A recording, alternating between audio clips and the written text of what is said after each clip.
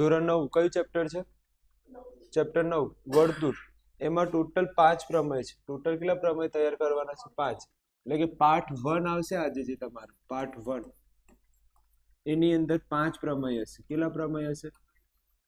5 પ્રમેય. ક્લિયર? પછી પાર્ટ 2 હશે ને એમાં 3 દાખલા હશે. દાખલા કેટલા હશે? 3. આટલું કરજો. પાર્ટ 3 નથી કરવાનું. પાર્ટ 3 હું તમને એક્ઝામ વખતે આપીશ. એક્ઝામ વખતે પાર્ટ 3 ચલાવીશ. અત્યારે નહીં ચલાવું કેમ કે થોડા ટફ દાખલા છે, ભારે દાખલા છે એટલે. તો આજે પાર્ટ 1 માં તમારે કેટલા પ્રમેય જોવાના છે? 5 પ્રમેય તમારે જોવાના છે. જેમાંથી પહેલો પ્રમેય જુઓ.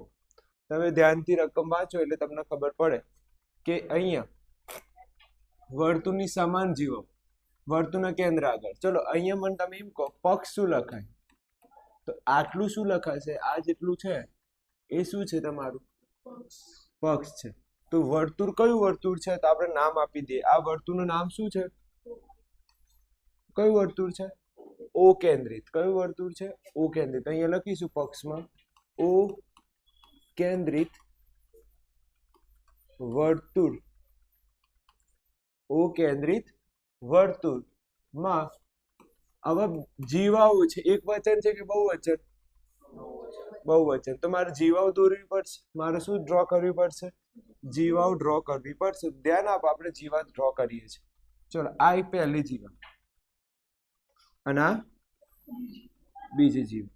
ચલો નામ આપી દઈએ. આનું નામ આપીએ આપણે. અહીંયા લખી દઉં કેમ કે પછી બોલપેન નો રંગ થોડો કેવું છે ને, તો આપણે કયું રાખીએ? આરી રાખીએ. નામ આપે એ અને અહીંયા શું નામ આપે? બી. આનું નામ શું આપે? સી અને ડી. તો મને એમ કહો જીવાઓ કઈ છે તમારો? Very good. તો ઓ કેન્દ્રિત વર્તુળમાં એ બી અને બીજી કઈ છે? C D. સમાન જીવા છે. આ એ બી અને સી ડી કેવી છે? સમાન જીવા છે. ચાલ આટલું ખબર પડી ગઈ. ઓ કેન્દ્રિત વર્તુળમાં એ બી અને સી ડી કેવી છે? સમાન જીવા છે. તો આપણે સમાન છે તો આવી દૂર દી લાઈન. ક્લિયર? હવે જુઓ કેન્દ્ર આગળ સમાન ખૂણો આંતરે છે. તો કેન્દ્ર આગળ ચલો આપણે કેન્દ્ર આગળ ખૂણો આંતરીએ. આ કેન્દ્ર આગળ શું આંતર્યું મેં? સમાન ખૂણો આંતર્યું. કેન્દ્ર આગળ કેવું આપ્યું? સમાન ખૂણો આંતર્યું. હવે તો ધ્યાન આપજો. તો અહીંયા હું બીજી લાઈન એવું લખું છું. શું લખાય? સાધ્ય. શું લખાય? સાધ્ય. તો કેન્દ્ર આગળ કઈ જગ્યાએ? કેન્દ્ર આગળ સમાન ખૂણો આંતરે છે. તો કેન્દ્ર વાળો ખૂણો બોલો મને. આ જે કેન્દ્ર વાળું છે ને એ કેન્દ્ર વાળો ખૂણો બોલો. હા એ. Very good. શું નામ છે? એ ઓ બી બરાબર સી ઓ ડી. હવે જો આવું લખું ને આવું નો ખૂણો બોલાય. આવું લખીને શું બોલાય? ખૂણો. તો કેન્દ્ર આગળ કેવો ખૂણો આંતર્યો છે? સમાન. તો એ ઓ બી અને ધ્યાન પછી કયું છે? C O D. કેવું ખૂણો આંતરે છે? સમાન ખૂણો આંતરે છે. ચલો હવે શું લખું? હવે શું લખું? સાબિતી. આટલાને તમને 1-2 માર્ક આરામથી મળી જાય. આટલું લખો તો કેટલા માર્ક મળી જાય? 1-2 માર્ક મળી જાય. હવે ધ્યાન આપજો. તમે વધારાનું શું કામ કર્યું હતું?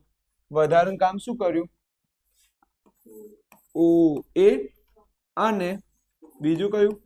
ઓ બી ને શું કર્યા? જોડો. બીજું કામ શું કર્યું? ઓ સી અને બીજું કયું છે? ઓ ડી ને શું કરો? જોડો. ક્લિયર છે? આગળ છે. હવે તમે મને એમ કહો કયા ત્રિકોણ દેખાય છે અંદર? ત્રિકોણનું નામ બોલો. કયા ત્રિકોણ તમને અંદર દેખાય છે? Very good. એ ઓ બી અને બીજું કયું ત્રિકોણ છે? સી ઓ ડી માટે. શું લખાય? સી ઓ ડી માટે. જો અહીંયા મેં જગ્યા છોડી છે એટલે તમારે જગ્યા છોડવાની એક્ઝામ. હવે ધ્યાનથી જો તો હું આવું લખી શકું આ ત્રિકોણમાં કે એ બી બરાબર સી ડી. કયા નિયમ મુજબ? પક્ષ ઉપરથી. શામાંથી તમે આ લખ્યું? પક્ષ ઉપરથી લખાય કે ના લખાય? પક્ષમાં આપ્યું છે એવું છે. હવે બીજું ધ્યાનથી જો કે આ જે છે અને આ જે છે ત્રિજ્યા ગણાય કે ના ગણાય? તો લખીશું ઓ એ બરાબર ઓ સી શું છે તમારી ત્રિજ્યા છે. બીજી ત્રિજ્યા કઈ ઓબી ઓડી શું છે ત્રિજ્યા છે. તો ઓબી અને ઓડી શું છે તમારા ત્રિજ્યા છે. તો અહીંયા તમે બીજી એક વસ્તુ લખી શકો કે ત્રિકોણ એ ઓ બી એકરૂપ ત્રિકોણ કયું સી ઓ ડી થાય કયા નિયમ મુજબ બા બા બા શરત મુજબ. ખબર પડે છે હું શું કહું છું. આ બંને ત્રિકોણ કેવા થઈ ગયા એકરૂપ. પણ જો 3 શરત બતાવવી પડે. કેટલી શરત 3. પહેલી શું કહેવાય બાજુ, બીજી શું છે બાજુ, ત્રીજી શું છે બાજુ. તમને એટલું તો ખબર હોય ને કે ત્રિજ્યા હંમેશા કેવી હોય સમાન હોય. ત્રિજ્યા હંમેશા કેવી હોય સમાન હોય જે તમને ખબર છે. ખબર પડી આટલી વસ્તુ. આગળ જવા દો. ઓકે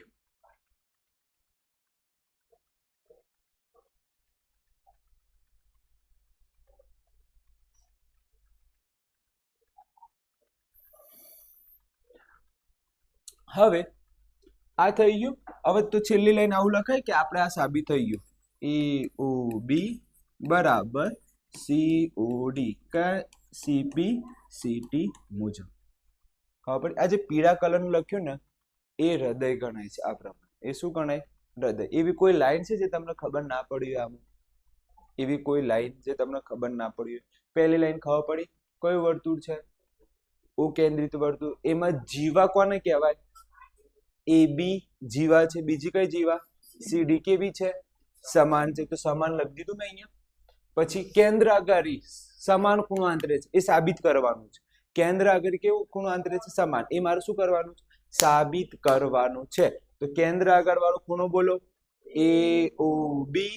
બીજો કેન્દ્ર આગળ સી ઓ ડી. સર તમે જે રીતે લખ્યું છે એ રીતે જ લખવાનું. હા પછી ક્રોસ તીર ના મારતા તો માર્ક મળશે નહીં. તો તમે લખી દીધું આ ક્લિયર. પછી કોને કોને જોઈન્ટ કર્યા ઓ એ પછી ઓ બી ને જોઈન્ટ, ઓ સી અને ઓ ડી ને જોઈન્ટ. પછી કયા બે ત્રિકોણની વાત કરીશું એ લખ્યા. પછી શું લખ્યું પક્ષ સરખા હોય. પછી આ બાજુવાળી ત્રિજ્યા આ બાજુવાળી ત્રિજ્યા સરખી. પછી પેલી બાજુવાળી ત્રિજ્યા સરખી. અને પછી આ કોની સંજ્ઞા છે આ કોની સંજ્ઞા છે એકરૂપની સંજ્ઞા છે. અને કયા નિયમ મુજબ બા બા બા નિયમ મુજબ આપણે લખી શકીએ. ક્લિયર. તો આ તમને આવડી ગયું. આગળ જઈએ. હવે ધ્યાનથી જો આની અંદર તમારે કેટલા વર્તુળ દોરવાના. તમને પરીક્ષામાં કઈ રીતે ખબર પડે કે આટલા જ વર્તુળ આવે બોલો મને. પરીક્ષામાં કઈ રીતે ખબર પડે તમને આટલા જ વર્તુળ આવશે બોલો.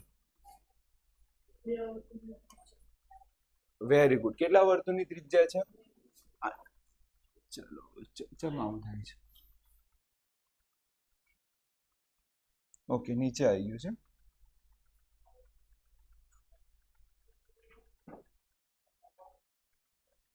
ચલો ધ્યાન આપ. અહીંયા તમે ધ્યાનથી ઓબ્ઝર્વેશન કરો. કેટલા વર્તુળ છે 2 વર્તુળની ત્રિજ્યા. ચલો હવે ધ્યાન આપો. અહીંયા મારે 2 વર્તુળ લખવા પડે. અહીંયા કેટલા વર્તુળ 2. એક વર્તુળને આપણે કયું વર્તુળ કહીએ ઓ કેન્દ્રિત. બીજા વર્તુળનું કયું પી કેન્દ્રિત વર્તુળ. ક્લિયર.